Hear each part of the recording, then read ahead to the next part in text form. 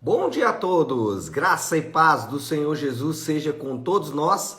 Uma ótima quarta-feira para todos. Hoje é dia 15 de fevereiro de 2023. Seja muito bem-vindo ao nosso devocional de hoje. E hoje, seguindo a nossa maratona de leitura bíblica, Isaías 52, 53 e 54. Eu confesso para vocês que foi muito difícil selecionar o que falar hoje, o que dar ênfase, porque de fato o que temos tanto nos capítulos, ou especialmente nos capítulos 53 e 54, é absolutamente maravilhoso. Então são dois capítulos que deveria gastarmos mais tempo, porque de fato estamos diante de algo preciosíssimo da palavra de Deus, que são esses dois capítulos. Lamentavelmente, algumas interpretações muito equivocadas, mas ainda assim temos aqui muita coisa boa. Bom, mas eu preciso dar uma ênfase, temos que fazer o nosso devocional,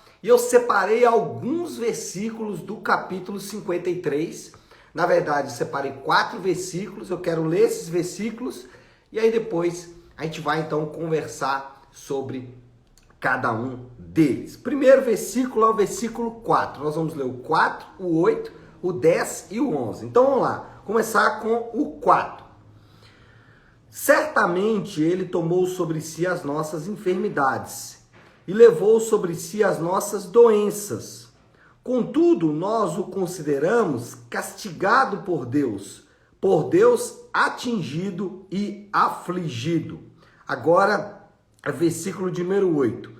Com julgamento opressivo, ele foi levado. E quem pode falar dos seus descendentes? Pois ele foi eliminado da terra dos viventes por causa da transgressão do meu povo, ele foi golpeado. Agora, versículo de número 10. Aliás, deixa eu ir para o 11, depois eu volto no 10. 11. Depois do sofrimento de sua alma, ele verá a luz e ficará satisfeito.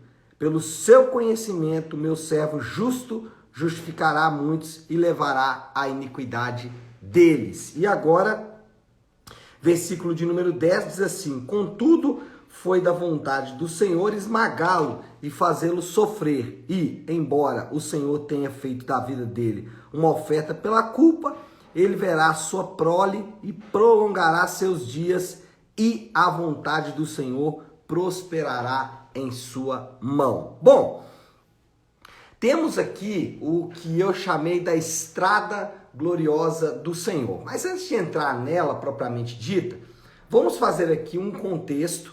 Nós temos que nos lembrar que Isaías, o profeta, está profetizando a restauração de Israel, mas nessa fase ele entra numa ênfase mais teológica. Então, o que a gente vai perceber é que Isaías deixa de citar questões políticas, deixa de citar questões militares ou até mesmo religiosas. E ele começa a falar agora da restauração espiritual da nação de Israel, do povo de Deus. Antes, ele até citava algumas questões aí relacionadas à política, militar e tudo mais, só que agora a sua ênfase, e aí os capítulos 52, 53, 54 são fabulosos nesse sentido. A ênfase espiritual, a ênfase teológica, então, do profeta Isaías. O texto, tanto do 53 como do 54, 52 também, mas o texto está repleto de menções indiretas ao Senhor Jesus. Percebemos, e aí é muito difícil não conseguir perceber a presença do próprio Senhor Jesus nos textos. Por mais que a gente tente aqui se lembrar de que Isaías está escrevendo talvez 750 anos antes de Cristo, parece que não há dúvidas de que Isaías está mencionando o Senhor Jesus e toda a sua via dolorosa, toda a sua estrada dolorosa. Mas vamos falar então dessa estrada. Primeiro, ele vai assumir os pecados dos outros. O versículo 4 vai dizer exatamente isso. Certamente ele tomou sobre si as nossas enfermidades, levou sobre si as nossas doenças, contudo nós o consideramos castigado por Deus atingido e afligido. Então, a primeira etapa da estrada gloriosa do Senhor é assumir os pecados de muitos. E aqui é interessante porque Isaías, ele equipara doença e pecado. Ele coloca as duas coisas ali no mesmo patamar. Então, talvez aqui a gente poderia interpretar o texto dizendo: certamente ele tomou sobre si os nossos pecados, as nossas enfermidades. E Jesus, ele faz isso em vários momentos da sua vida na terra, quando ele, por exemplo, chama pecado, chama doença de pecado e cura enfermidades perdoando pecados. Então, algumas vezes Jesus, ao curar o enfermo, dizia: os teus pecados estão perdoados, equiparando as duas coisas. E aqui nós temos que lembrar que, em última análise, todas as nossas doenças, e aí não estou falando apenas das doenças físicas, vamos melhorar isso aqui, né? Todas as nossas lutas, dificuldades, adversidades que encontramos nessa terra, e aí das mais variadas, né? Inclusive as enfermidades físicas, elas são fruto, em última análise, do próprio pecado. Então a ideia aqui é de que Jesus assume para si não só a punição, né, desses pecados, mas também assume a dor desse pecado, assume a dor das nossas próprias lutas. Então, a primeira etapa aí é a etapa de assumir os nossos pecados, assumir as nossas dores, iniquidades, enfermidades e assim por diante. A segunda parada da estrada não é uma parada simples. Por quê? Ok, o servo do Senhor assume as nossas enfermidades, assume os nossos pecados, mas qual é a punição então? O que acontecerá com aquele que assume os pecados? Versículo 8: com julgamento opressivo ele foi levado. E quem pode falar dos seus descendentes? Aí olha só, aqui está o ponto. Pois ele foi eliminado da terra dos viventes. Ou seja, a segunda parada, depois de assumir os nossos pecados, é exatamente morrer. É isso mesmo. A pena, a punição devida para quem incorre em tais caminhos é a morte. E já o profeta vai dizer aqui que o custo para assumir essa culpa é altíssimo, né? O custo para se assumir os pecados é muito, muito alto. E aí, quando olhamos para Jesus, nós vamos nos lembrar que morte e sofrimento estavam no caminho do Senhor. No caminho de Jesus, a morte e o sofrimento sempre o espreitavam. Aliás, não só o espreitavam, mas como andou lado a lado com ele. E ao final da sua caminhada na terra, ele experimenta então não só morte, mas também sofrimento. E aí é interessante lembrar que a fé cristã é a única em que o sacrifício é o próprio Deus. As outras religiões, as outras seitas e heresias e tudo mais, elas vão sempre destacar o sofrimento e o sacrifício do adorador. Então, para agradar os deuses, né, e é óbvio que alguns segmentos do cristianismo ainda adotam essas práticas, para agradar os deuses, fazemos então sacrifícios, né? Sacrifícios devem ser feitos e encontramos isso aí na grande maioria das religiões. Na fé cristã é o contrário.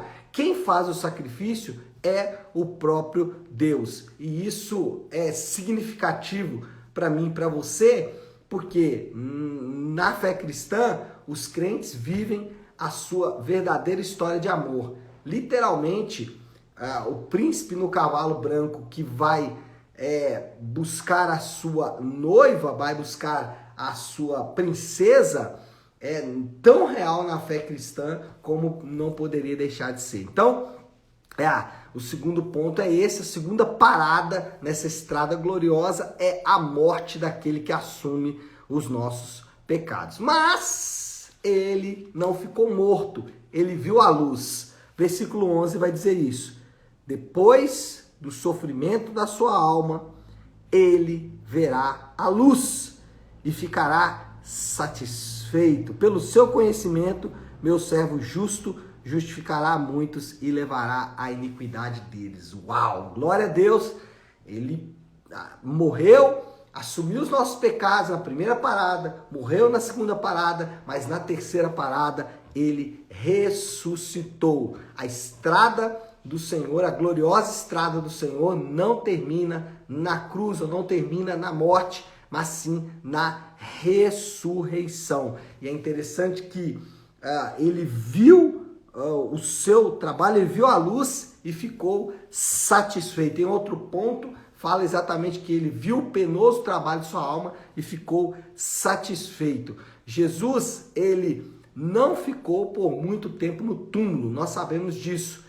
3 dias, né, na contagem judaica, 3 dias Jesus permaneceu, então, no túmulo, mas não ficou ali por muito tempo. E os crentes, nós que estamos em Cristo, não precisamos temer o maior de todos os inimigos do homem. Aquela história, né, de que o maior dos inimigos do homem é a morte, todo homem vai ter que enfrentá-lo. O pavor das pessoas em relação à morte não deve ser uma realidade para os crentes, porque aquele que fez essas promessas e cumpriu diversas delas e continuou cumprindo, e a promessa que ele nos fez é de que nós não morreríamos, né? Então, o próprio Senhor Jesus disse isso, que ele nos daria o quê? Vida eterna, ou seja, vamos viver eternamente. E aí é interessante lembrar que não vamos viver num estado cósmico é como se, eu gosto muito de usar uma expressão, vai ajudar a entender. Nós não vamos viver com os anjinhos nas nuvens tocando harpa, né? Não. A promessa do Senhor é que vamos viver com este corpo, claro, glorificado, com este corpo, depois de receber a devida purificação dos pecados, mas esse será a nossa habitação final. Bom, moral da história, como a gente resume tudo isso? Tudo que ele fez foi por amor e graça. Nós temos uma belíssima história de amor, uma belíssima história de graça, mesmo sendo a vontade do Senhor. E aí eu finalizo com o versículo 10. Versículo 10 diz: contudo foi da vontade do Senhor esmagá-lo e fazê-lo sofrer. Então, e aí ao final aqui desse mesmo versículo, a vontade do Senhor prosperará em sua mão. Então, o ponto aqui é dizer que tudo isso que ele experimentou, tudo isso que ele passou, era da vontade de Deus, era do desejo de Deus. Deus tinha isso para acontecer e ele faz isso tudo por amor e por graça, simplesmente porque ele nos ama. E aí, qual é o desafio do Léo para esta quarta-feira, já para caminharmos aí para a conclusão do nosso devocional? Depois de ler Isaías 53, 54, depois de meditar aqui um pouco nisso, o meu desafio para você é muito prático nessa manhã. Aliás, é o desafio para mim mesmo. Em primeiro lugar, é o meu desafio. Depois de tudo isso, o meu desafio é: viva da mesma forma que você vinha vivendo a sua vida depois desse texto. O meu desafio é não ser transformado por essa verdade. Como não ser transformado por essa verdade? Como não ter o coração derretido por essa verdade? E eu te convido, você que está aí me assistindo, talvez a gravação, talvez aqui ao vivo comigo, eu te convido, se você quer ter a sua vida de fato transformada e restaurada por esta palavra, pode mandar uma mensagem para mim, eu vou te ajudar nessa caminhada, mas o nosso desafio é, depois de ouvir tudo isso, continuar com a vida no mesmo patamar, no mesmo lugar que tínhamos antes dessa palavra. Não é possível, a não ser realmente que você já esteja completamente anestesiado, mas ouvir essas verdades derrete o nosso coração. Tá certo, pessoal? Vamos orar? Se você puder, então, pare um instante o que está fazendo e vamos juntos buscar a Deus em oração. Querido Deus, Pai de amor, Deus de graça e toda misericórdia, diante do Senhor que nos colocamos agora, reconhecendo, meu Deus, na Tua palavra, a preciosidade daquilo que o Senhor nos deu em Jesus Cristo. Pai, nós nunca vamos conseguir medir com clareza o que aconteceu ali, mas essa estrada gloriosa trilhada pelo Senhor, que ao mesmo tempo era também dolorosa, Ele a fez por amor a cada um de nós. Ele a fez simplesmente porque Ele nos amou, e isso é absolutamente impressionante. Nunca vamos encontrar amor parecido, nunca vamos ver coisa próxima a isso, e por isso nós te adoramos e bendizemos o teu nome e o fazemos em nome de Jesus. Amém. Amém, meu povo? Bom, então é isso. Nós vamos ficando por aqui. Que Deus te abençoe. Uma ótima, uma excelente quarta-feira para todos. Fiquem com Deus.